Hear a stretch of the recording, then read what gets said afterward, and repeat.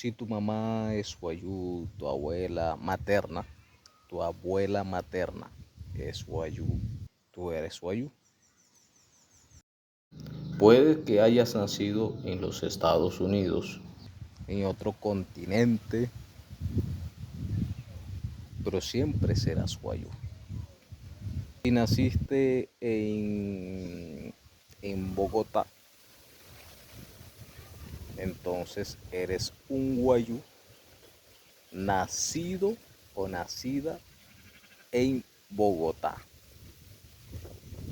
Si naciste en los Estados Unidos, en Italia, en Japón o en cualquier parte del mundo, eres un wayú nacido en X país, estés donde estés. Si tus antepasados, si tu familia, si eres hijo, eres nieto de una mujer wayú, eres wayú. Es posible que no hables el wayúnaique. Es posible que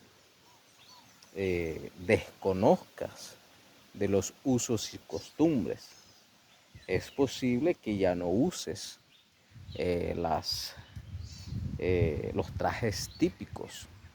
Es posible que no consumas la comida típica. Es posible que hasta desconozcas de la existencia de tu lengua. Pero si vienes de una línea materna wayú, eres wayú. Puedes vivir en un edificio en Dubái, pero eres wayú. Por eso te invito a que investigues tus raíces, a que investigues tu línea materna, porque la línea paterna no determina que seas wayú. Así que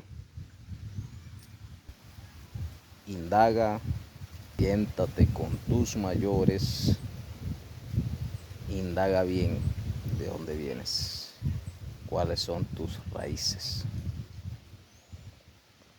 Bendiciones para todos.